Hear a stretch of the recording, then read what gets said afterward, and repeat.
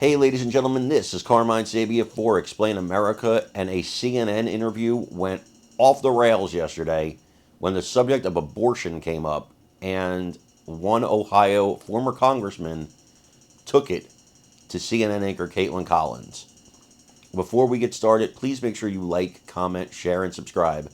Those little things really help us out, and they help our channel continue to grow. So, hours before an amendment to the Ohio Constitution passed, which will allow abortion in some cases up until the moment of birth. How psychotic is that? Former Ohio Governor, the former Ohio Governor Mike DeWine was on with Caitlin Collins, and they were talking about the measure. And every time Mr. DeWine brought up a point that Caitlin Collins couldn't combat, she started interrupting him, started cutting him off to the point where he had to actually shout at her, "Let me finish." It was a really contentious interview. Let's take a look.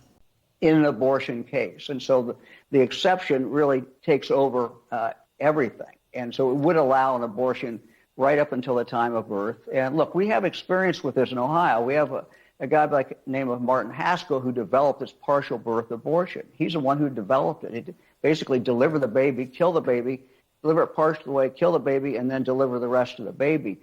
We outlawed that in Ohio. We outlawed it nationally for any case involving interstate commerce. But that would certainly be overturned, or very likely be overturned if this constitutional amendment was passed.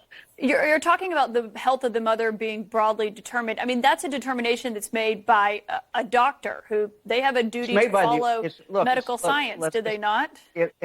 It's made by the person at the Planned Parenthood clinic who performs abortion after abortion every single day. Which is a doctor. So that person is making that decision. If I just let me finish, that person is making that decision, and they're the person who. Then there's no under this. There's absolutely no appeal. If you look at the language in this constitutional amendment, the state may not interfere directly, indirectly, and it goes on, and then it has this huge exception for the health of the mother.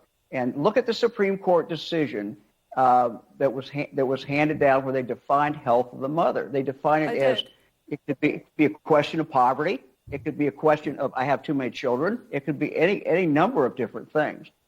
That's what the United States Supreme Court said. And so in all likelihood, that's what we will end up with in Ohio. But, Governor, this amendment is short. It's only about 200 words. It doesn't say anything about finances in it, and it also doesn't say anything about parental consent, something that you just said would be threatened. That the Republican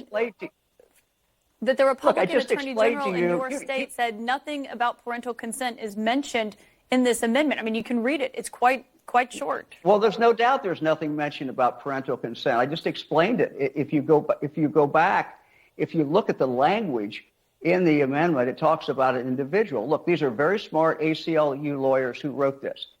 They knew exactly what they were doing. If they wanted to say only an adult and not a child, they would have used the word woman. They didn't. They used the word an individual.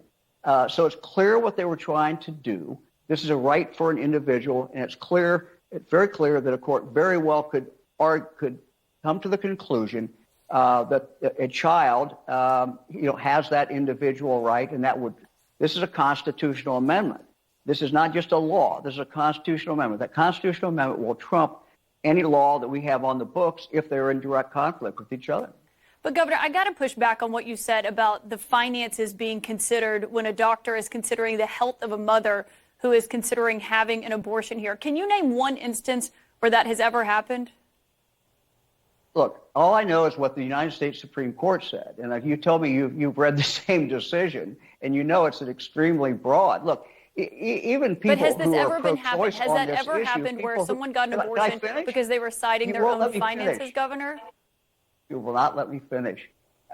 Look, the Supreme Court of the United States has defined this extremely broadly. And so it's very, very clear that even people who are pro-choice, who are in favor of issue one, many of them will admit, yes, this will allow an abortion at any time.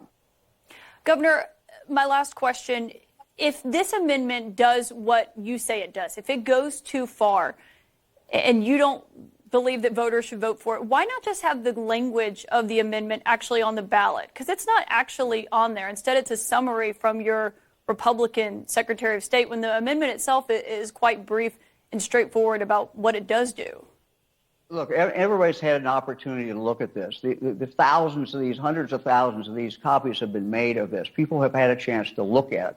It's not a question of the language. It's a question of understanding with legal experts how this is going to be likely interpreted by courts in the future. Ohio Governor Mike DeWine, we'll see what the voters. Now, sadly, this amendment passed, and I think that's a shame on Ohio, on a country and a people who would allow something like this to pass.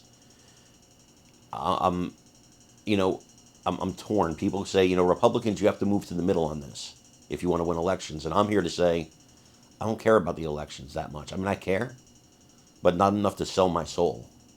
I believe what I believe. Abortion is murder. That's my position. It hasn't changed. It will never change. And there's no election in the world that would make me change it. If you're so addicted, America, to abortion that you're willing to burn the country to cinders over it, then let it burn. Because if that's the country we live in, then what are we trying to save anyway? I want to know what you guys think. Let me know in the comments.